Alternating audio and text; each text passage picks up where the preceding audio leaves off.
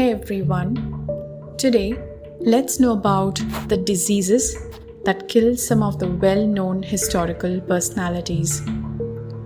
Let's start the video, but before that, I request you to subscribe to the channel and like this video so that I can bring more exciting ones like this.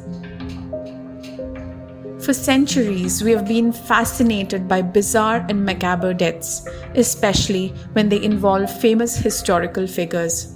And while many were brought down by epic struggles or battles, a great number also perished from common diseases.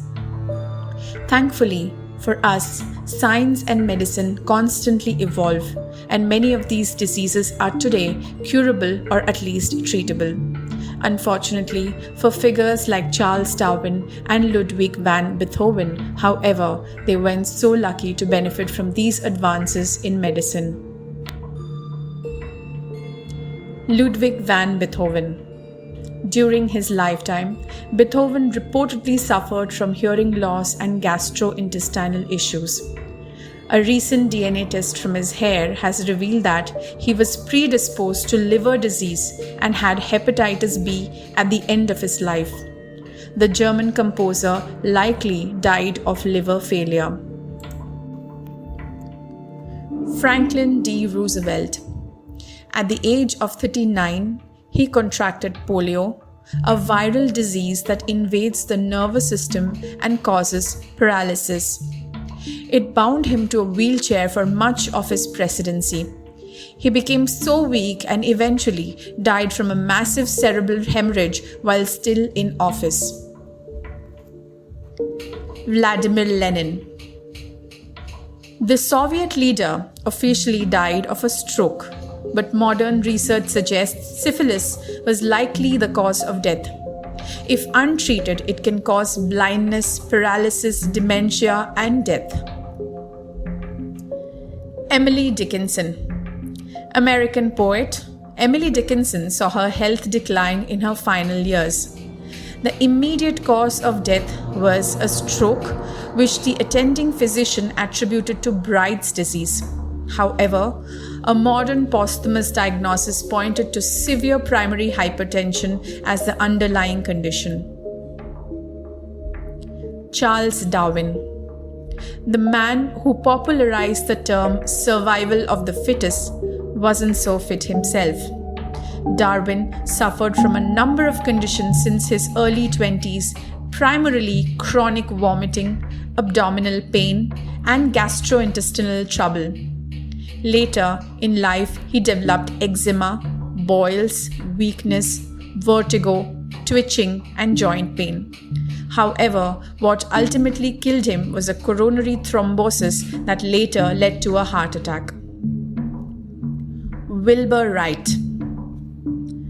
Co-inventor of the airplane, Wilbur Wright contracted typhoid fever.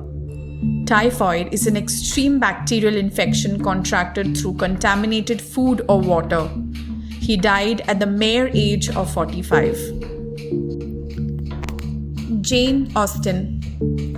In early 1816, the beloved author was feeling unwell but ignored the warning signs.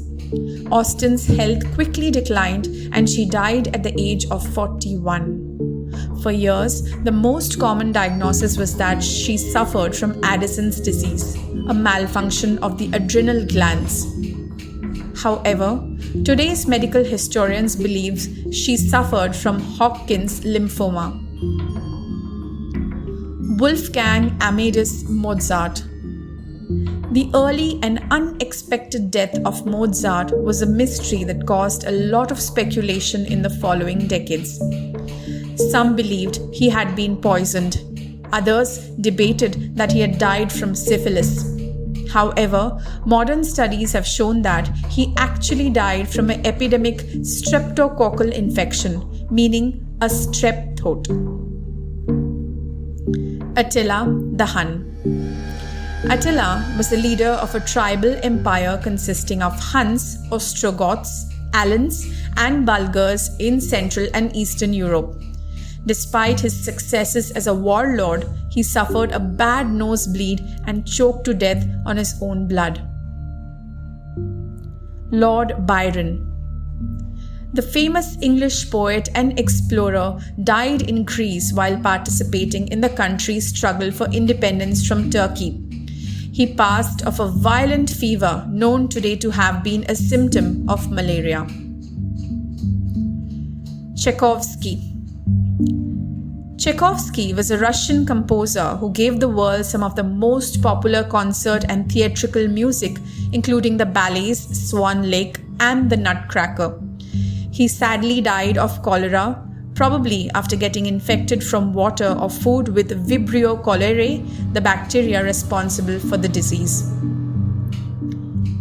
James Garfield.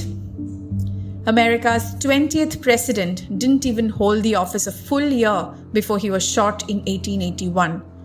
But it wasn't really the bullet that killed him. Instead, it was the doctors who didn't wash their hands or instruments before removing the bullet from his back. Garfield's wound became infected and he fought for around 11 weeks before dying. Sultan Saladin. Founder of the Ayyubid dynasty, Saladin was Kurdish and the first sultan of both Egypt and Syria. A mysterious death at the time, his end came after a 2-week series of sweating attacks. Today, medical historians know it was typhoid.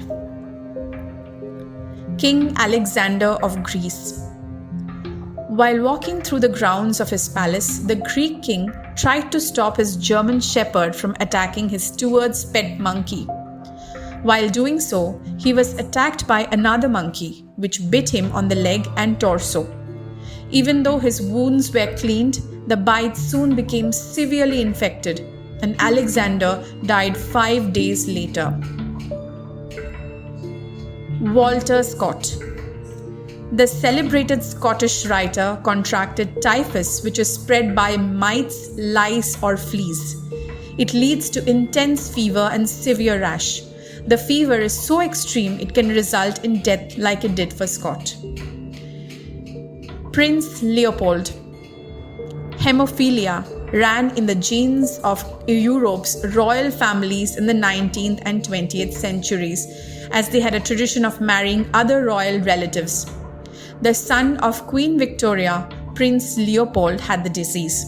This meant that his blood lacked the proteins to make it clot after a cut.